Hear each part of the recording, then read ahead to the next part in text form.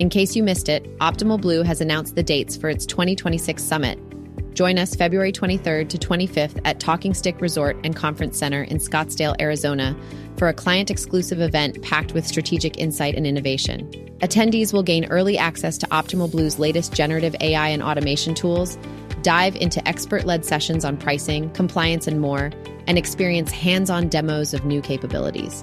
Plus, it's a chance to connect with capital markets pros, integration partners, and mortgage insiders, all while gaining actionable strategies to maximize profitability and sharpen your competitive edge. The Optimal Blue Summit, where proven mortgage expertise meets modern innovation to shape what's next. Early bird registration is now open at summit.optimalblue.com. Space is limited, so register today.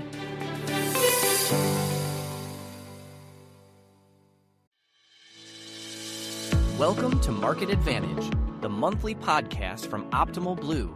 Tune in for valuable insights from the Market Advantage Mortgage Data Report and in-depth conversations with industry experts. Stay competitive and optimize your advantage in the ever-evolving mortgage landscape. Welcome to the Market Advantage podcast. This month, we're going to look at data highlights from August. Then we're going to sit down with our guest. We have Optimal Blue's Chief Technology Officer, Seever Sulaiman, joining us. Mike, Brennan, welcome. Great to see you both. Likewise, Olivia, as always. Excited to be here. So we have the Labor Day holiday behind us. What did we see in August in terms of data? Well, we had sort of currents moving in different directions that netted out to a 2% decline in total rate lock volume. We had purchase activity sort of trailing off here as we passed the peak buying season. We're down 10% in August relative to July, and that outweighed pretty strong improvement on the rate and term refi volume side. So we were up 70% with rate term refinances, given the improvement in mortgage rates. So rates, a little bit of rally. I know there's a lot of discussion around upcoming rate cuts. Market seems to be building in some expectations around those. The OBMMI 30-year conforming rate, that's the benchmark for the CME OB30 mortgage rate future, finished the month right about 6.5, down nearly a quarter of a point from July. A few other rates here. Jumbo rates dropped 30 bips to 6.57. FHA fell roughly 25 bips to 6.25, and VA was down 33 bips all the way to 6 flat. So hopefully we continue the rally on the rate side and can start to sniff some 5 handles here in September. A few other odds and ends in terms of production. Conforming gave up a 1% share in terms of its total market production, primarily to VA and then a little bit to the non-agency space as well. And then PUD volume, we've talked about this in the past, but the trend continued. The decline here, we're seeing less and less PUD, planned unit development, production in our rate lock volume. That's a really good proxy for new construction. So the mortgage lending that's related to new construction continues to fall. It's, from a market share perspective, it's down to 28%. It was up near a third last year.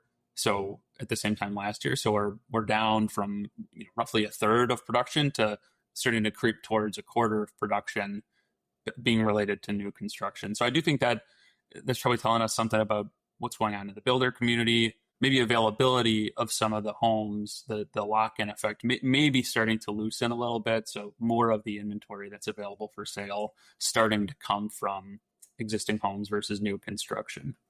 Otherwise, a couple other items. First-time homebuyer percentages were mostly flat. VA ticked down a bit. And I just say the non-QM production, slow and steady increase here. We hit 8% in terms of total production from non-QM last month. It's up to about 8.5 here. So I don't think that's a trend that's going to be changing anytime soon. So for folks that are not yet in the non-QM game, I think everybody will be in some shape or form here in the near term. Mike, I think that's it on the origination side, so I'll pass it over to you for the secondary stats. Yeah, thanks for passing that over to me, Brennan. I think the one thing on non-QM that's interesting is just to kind of take a step back and think about where it started. You go back to like the COVID era time, that was like a 1.5%, 2% of originations. And just to like see that, how much that's grown in the last, 3 or 4 years, it's definitely something that seems like it has some staying power. But over to the secondary side, a big number that we saw change this month was in our hedged loan sales. And we continued to see a shift to MBS securitization. It moved from 37% to 40% of the loan sales that we've observed in our hedging platforms. And it just kind of continues to beat home that point where we might be seeing some market shift from, small to mid IMBs, small credit unions and banks, to maybe more of these larger institutions that are either depositories that have other businesses that allow them to shift the rates that they're able to give folks, or you're seeing the very large IMBs, publicly traded companies, really starting to shift their economies of scale, shift that muscle that they have there. We saw cash percentage of sales drop 2%, and we saw bulk loan sales to other aggregators drop 2% as well. Oddly enough, we also saw best efforts increase about 1%, which was interesting as well. Another stat to think about too that I want to call out is the shift in loan sale by price. So this month, we actually saw quite a large increase in loans sold to the highest price. That went from 70%, that was at 70% last month, that now increased to 75%. So that softer eligibility concern, things like representative mix, trying to make sure all your investors get equal slices of your origination markup, is starting to see a decrease where it seems like lenders are chasing price. And they need to chase as many basis points as humanly possible in terms of maximizing their gain on sale. One more stat that I wanted to call out was what happened with servicing rights. So mortgage servicing rights move in line with rates. So as mortgage rates drop, the value of servicing will drop with it. So with OBMMI dropping quite a bit this month, we saw on average the servicing rights recognized at the point of sale drop almost about 4 basis points this month, a shade under 5 basis points. It went from about 1.2 to about 1.15 as a percentage of price for servicing rights.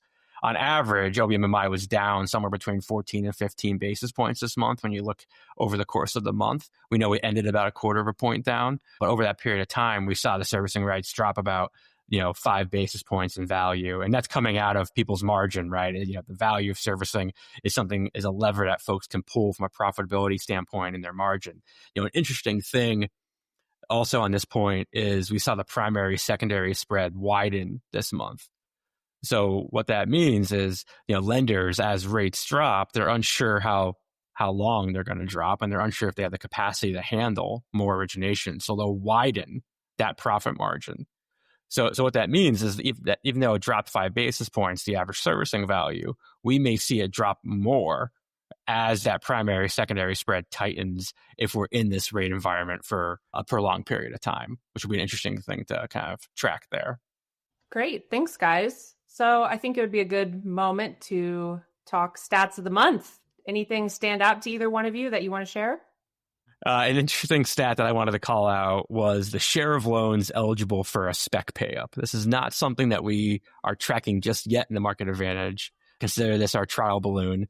But, the agencies recently came out with additional loan characteristics eligible for a spec pay-up. So, back in the day, it used to be if your loan was less than $200K, you would receive a pay-up.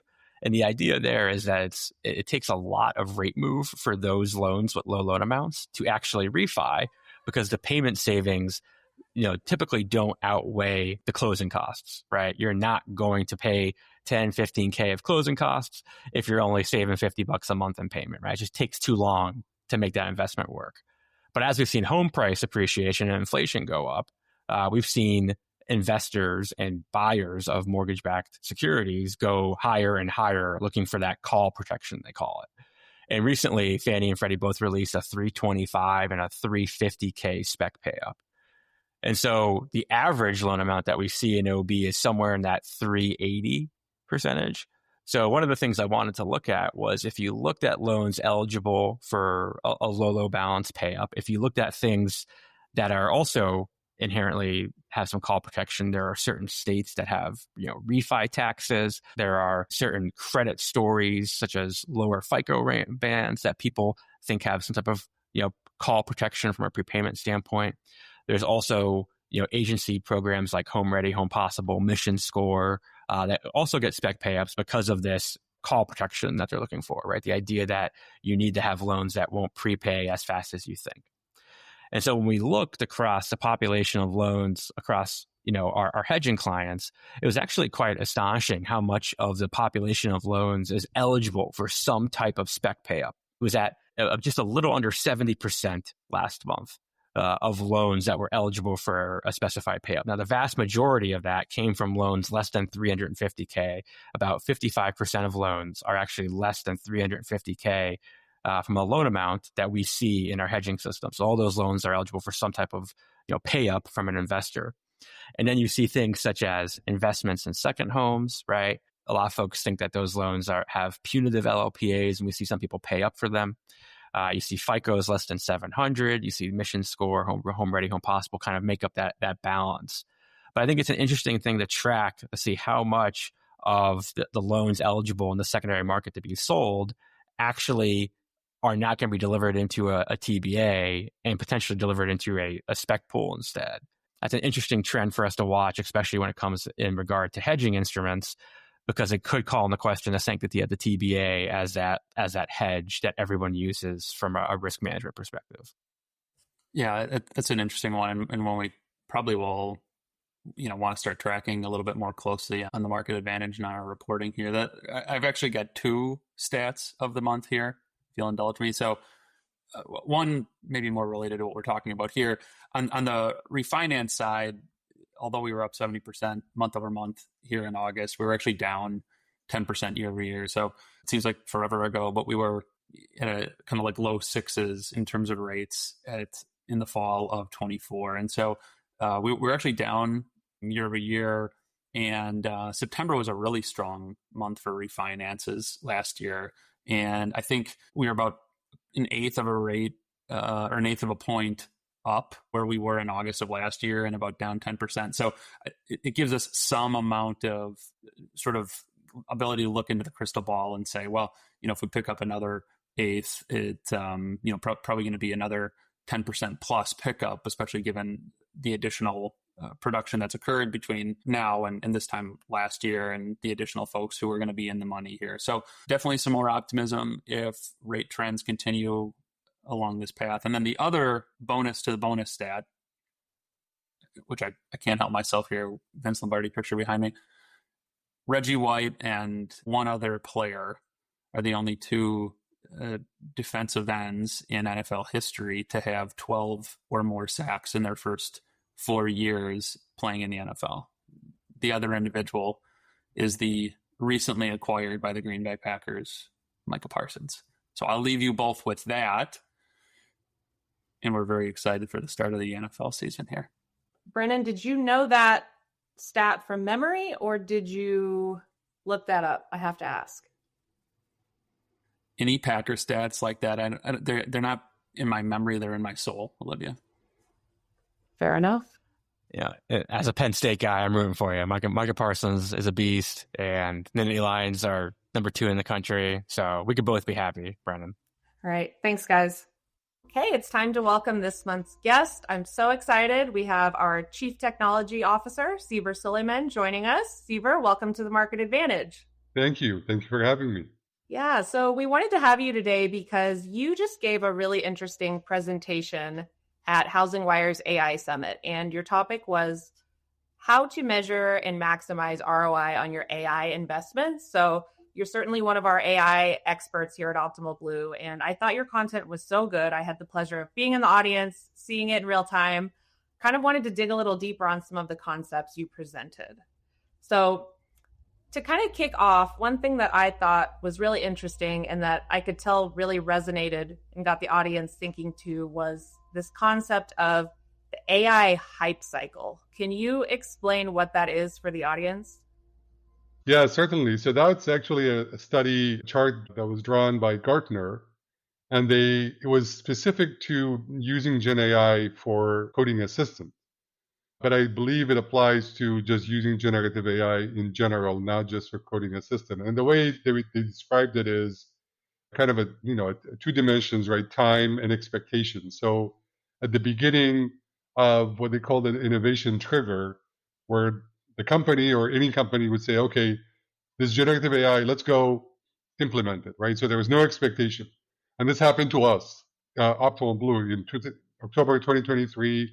We started saying, okay, generative AI is becoming a thing. Let's explore it. So we had no expectation. And then as we were learning about what it can and cannot do, the expectations went high, right? And that's where everybody they had a peak of inflation of everything that it can do. It can probably take a financial document and decipher it and extract all the data elements out of it with no errors. So that's kind of the peak of inflation, of inflated expectations, as they called it. But slowly, as we started experimenting with generative AI tools, with using LLMs directly or using some of the tools that were built on LLMs, we realized, and I think the industry in general, not just mortgage industry, I think all users in general, all implementers, realized that it really isn't magic, right? It's really more, it's a very complex, intelligent pattern matching algorithm that you can use in multiple use cases. So we came down to what Gartner calls the trap of disillusionment, right? Where we had a reality check, but then as we hit that sort of rock bottom, we're starting to climb up to that slope of enlightenment because we now know what we can and cannot do with it. For example, we always talk about prompt engineering. When you prompt an LLM, the more information you provide it, whether it's examples, the formats you want, experience, the better the response you're going to get from it. So just by learning, by using and getting experience with using generative AI, you're going to get a lot more out of it. So that's really that slope of enlightenment where you're going to move up because you know what it cannot do, but you really know how to harness the power of generative AI, the LLMs, the tools that are built on top of LLMs to maximize the use cases out of it. And at the end, it kind of reaches that plateau of productivity, which I don't think any of us are there yet. New versions of LLM come out, as you know, GPT-5 was just out a few weeks ago. So as we learn, they learn. The model producers also learn from us, from the experiences that we're having with it, and they improve their models as well. So I thought it was very relevant to show and kind of show where people are in general in terms of the hype cycle. Seever, I thought that chart was super informative, and I could see a lot of our kind of maturation through that process. One of the things I wanted to pick your brain on that you mentioned during the conversation was this idea of a small model language or a small language model instead of a large language model. Everybody keeps hearing about these large language models and, more of how folks are figuring out how to, optimize the operational side. Like what models fit in what spots and how folks are tweaking those dials. So maybe you can just, go off on those 2 points for a minute or two here.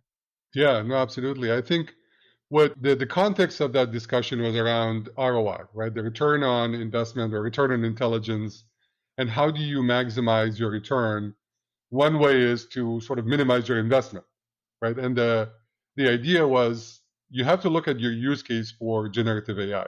And not every use case requires a large language model, an LLM, right? You can actually potentially satisfy your use case using a small language model, right? And the difference between an SLM and an LLM is simply the number of parameters that the model is trained on, right? The size, right? So literally small versus large, right? So, for example, a small language model is trained on could be 20 billion parameters. What that means is think of it as you have a machine with 20 billion tiny small knobs, and you're adjusting those knobs to maximize the capacity of your machine and the intelligence of your machine.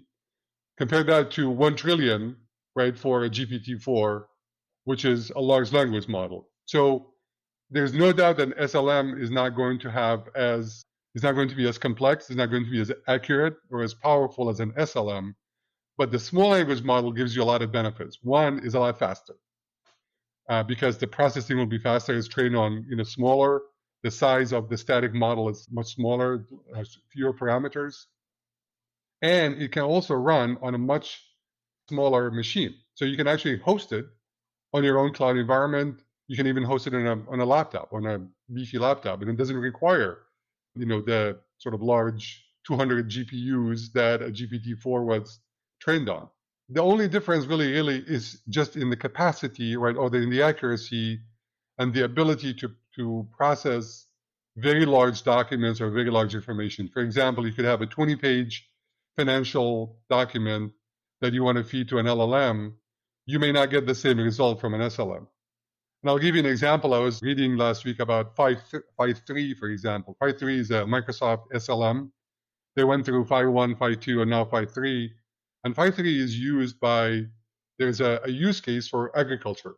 Farmers with no internet access, they have the ability, and they do this in India, they have the ability to build a complete model and a system around using that SLM and they fine-tuned it based on the information that they fed it with agricultural information. And farmers are able to use it with no internet access on a small machine.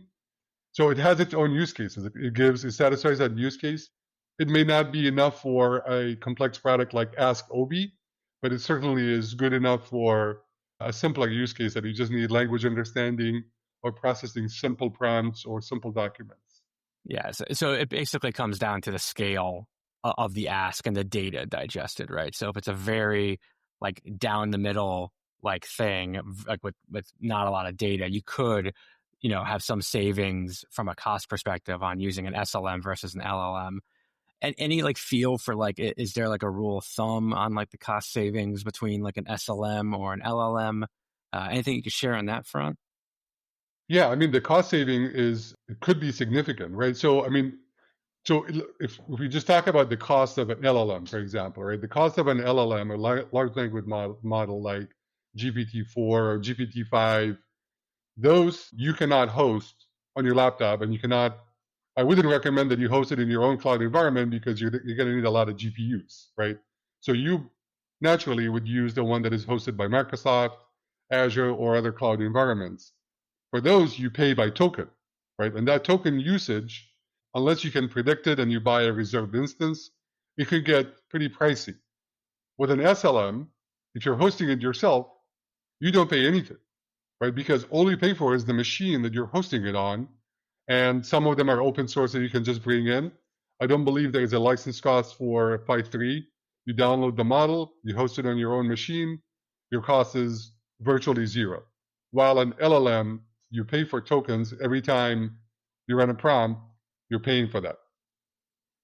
That's super interesting. So it's almost like a true SaaS model, right? Where you can pay for it, download it, you have access to it, use as much as you want, as compared to the model you mentioned for the large language models, where it's a fee plus usage, right? Or scale that you're paying for. Exactly. You definitely pay for the usage of the LLM with tokens. There was another point that you brought up in your presentation that I just loved, especially watching from the sidelines here within Optimal Blue, and being part of the beginning of getting some of this AI stuff off the ground here, was the center of excellence. And so I was hoping that you could spend a little bit of time taking the listeners through what the center of excellence concept means, and then how we're setting it up here at Optimal Blue. Yeah, and thank you for bringing that up. And yes, Mike, you were certainly one of the first product adopters of AI within Optimal Blue, and we appreciate that. We talked about Compass Edge in our presentation at the end, and maybe we'll get to that. But as far as center of excellence, so for me, it is very important that anything we do in technology, right, that we have a good base and a good foundation. Just like when you build a new product, the first thing you want to do is design and build architecture. And also when we embark on any new process, just like generative AI, you have to, in my opinion, create that center of excellence. And what that means is you bring in expertise and you also grow expertise within your own team. We don't just, so we did hire a couple of AI architects from the outside. We partnered with Microsoft that helped us with, as you know, trained us on Copilot, trained us on machine learning, on LLMs, etc. But we also created a architecture team that is AI specific within Optimal Blue. So we trained that team. We invested heavily, invested in myself, getting myself educated, my architects educated. Mike, you're part of some of those training that we've done. So create that center of excellence, meaning you create a staff that is knowledgeable about where AI is, what generative AI is, where it's going, how we implement, and then experimenting with different use cases, right? We're not going to get it right the first time because we can overuse it or underuse it. So that's what we've done, right? And then that also goes to the technical operation aspect, right? Our CIO and Corey Pysik's team, they're also part of that center of excellence where they have AI experts within that environment, within that team, so we can move forward and advance the usage and utilization of generative AI as a whole in the company. And that's what I would recommend for any company that wants to, I mean, the center of excellence could be 1 or 2 people, but you got to have the time and the investment in those people to learn and give them the time to stay up to speed, go to training, go to the Microsoft events or the Amazon events, be part of webinars, read on what's coming next, and allow time to experiment with some of these new tools and new LLMs to see what they can do. Yeah, I was just so happy to see that because I think it has been, 18 months in the making of setting up that center of excellence here. And you mentioned like the great partnership we have with Microsoft. And, that helped us get kickstarted here, but we're also setting up our own kind of like foundation and theories here on like how to best deploy this stuff. And I think it culminates with the hackathon that we had a couple months back. There were just some really amazing use cases that were starting to come to life there. So I'm just super bullish on all the things that we're doing here about AI. Another question, Seever, just to keep drilling home on your presentation, was this idea of AI personas and the categories around there. Maybe you could just take us through what some of those categories are and where you see people fit. I saw that Optimal Blue fit into a couple different spots there in the presentation. So maybe you could just take us through that. Yeah, certainly. And it sounds like, Mike, you certainly were listening to the presentation. So thank you.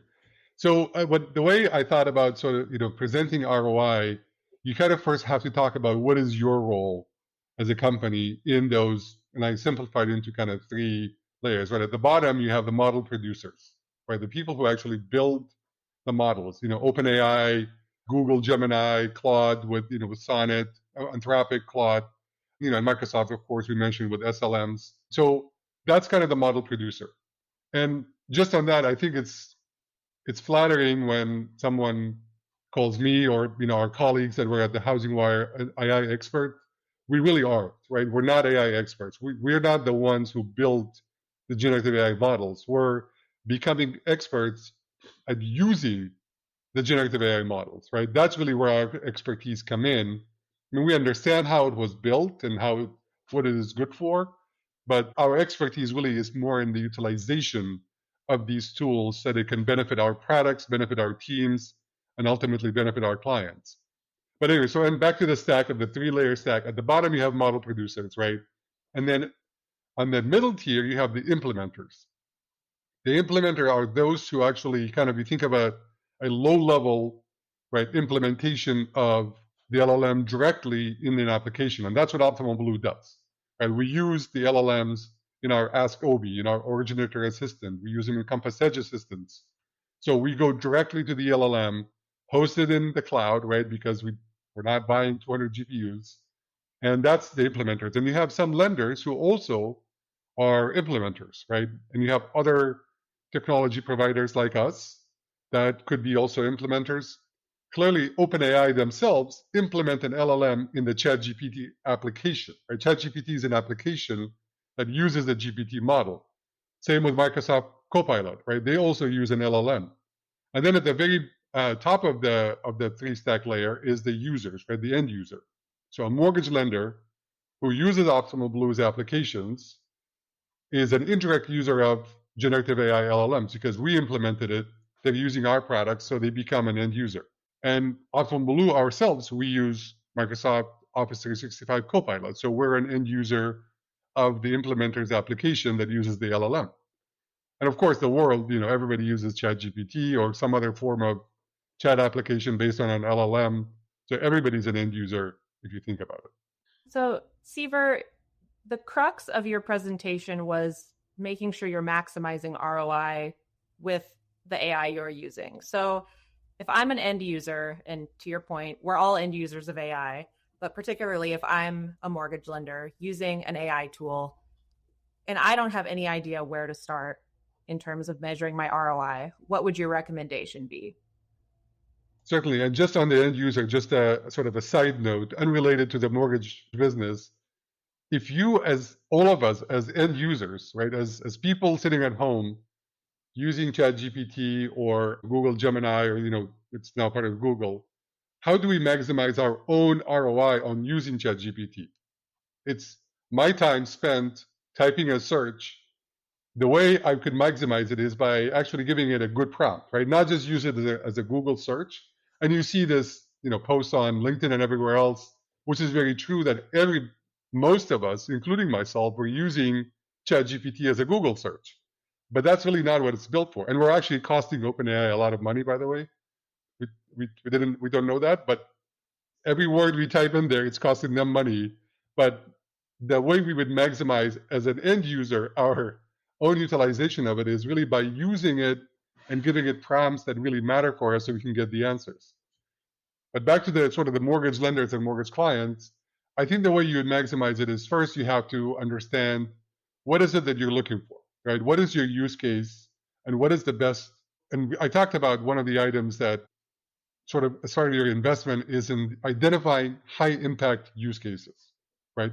And that's what we did. And actually with Mike Vough himself, right, about 18 months ago, we were new to generative AI. We started about 2 years ago, right? And we said, okay, what do we use it for?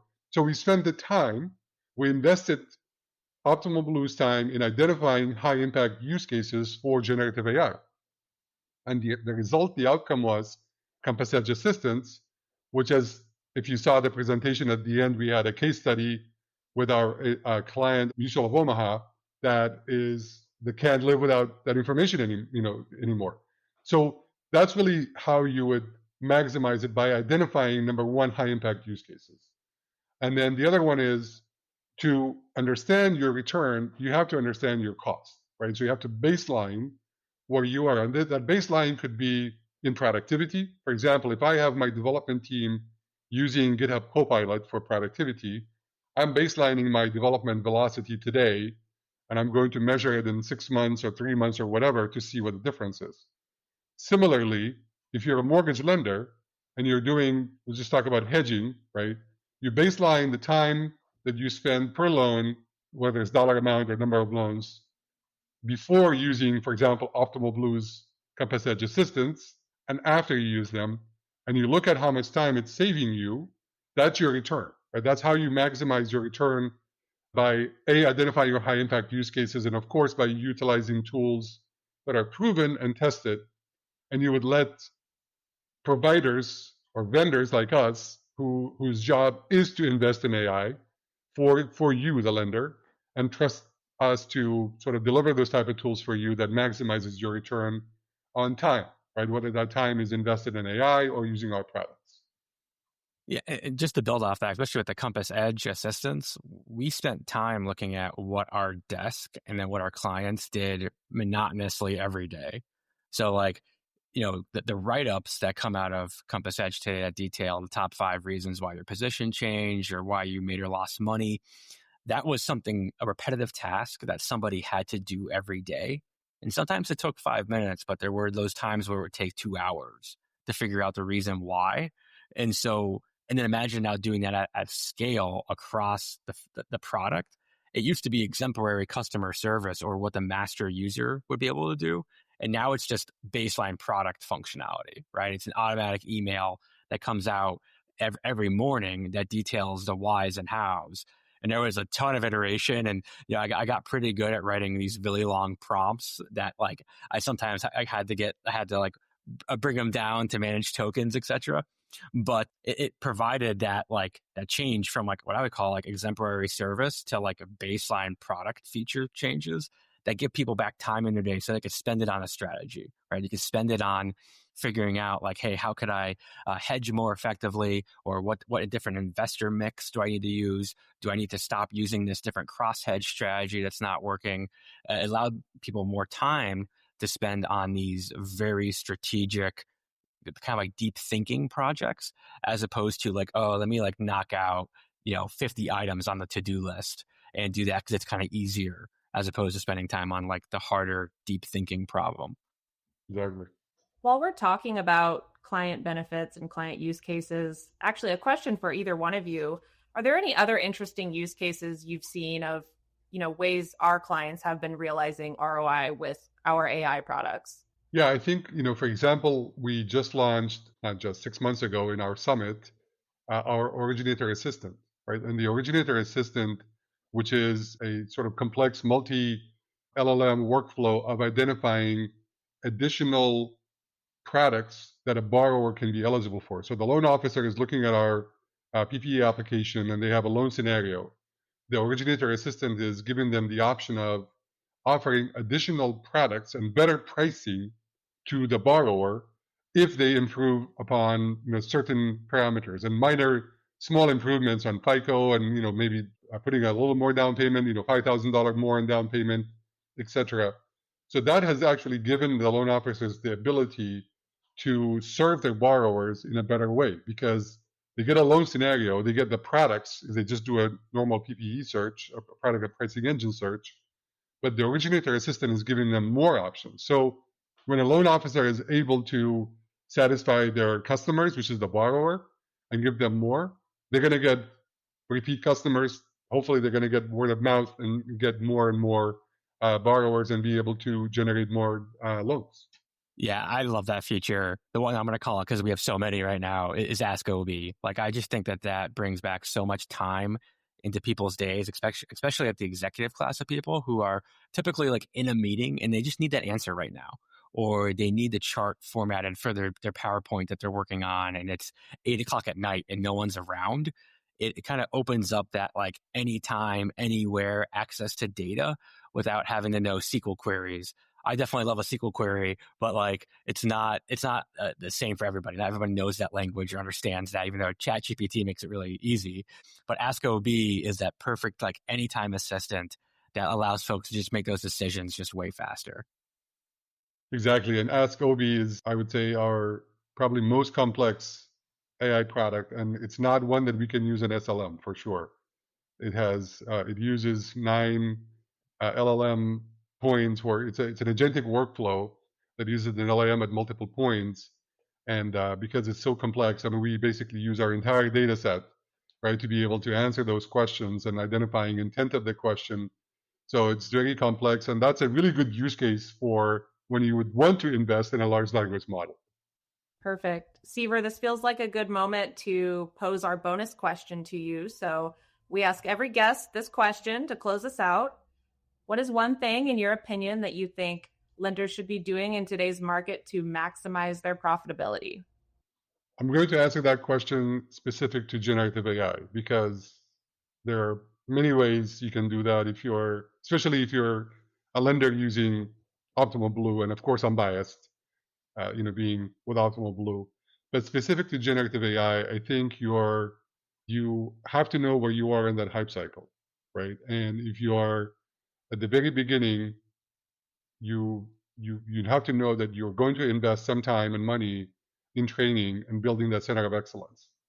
And as I mentioned in the presentation, the good news for those that have not started with generative AI is they can basically go from number 1 to number 4, meaning skip the peak of inflated expectations and skip the disillusionment and the disappointment and go to the slope of enlightenment. So you can skip those by learning from the rest of us, and of course all the blogs and posts that you see on LinkedIn and other media. But that's what I would think, that if you are beginning with that, you can learn from others. But if you're doing a proof of concept, you can certainly make it a very low resource one, with 1 or 2 people, and really stay up to speed with what's coming out. There are a lot of tools. Unfortunately, there's so many, right, that you have to filter out what is good and what's bad. So that's where kind of the center of excellence becomes important, because you have to have a team that is dedicated. It could be one person, right, that is dedicated to identifying what is a good tool or what's a good LLM for my use case and for my company. So I answered that specific to generative AI. That's how I think you can maximize your profitability on using it. And of course, like I said earlier, I mean, our business as technology providers is to invest in technology, is to invest in generative AI. Our center of excellence is going to be much bigger than the center of excellence of a lender whose business is really to generate and make loans, but rely on Optimal Blue to be that technology provider and stay up ahead of of innovation and generative AI. So you can always look to Optimal Blue for using generative AI and advanced technology to maximize your profitability. Great answer. Thank you, Seever. And I'll be sure to include a link to see the hype cycle chart in our show notes so that people can visualize what you're referring to and maybe decide where they land, where their organization lands. But Seever, it's been such a pleasure to have you. Thank you so much for joining us, and hope you'll come back again soon. Thank you very much. This was terrific. I enjoyed it.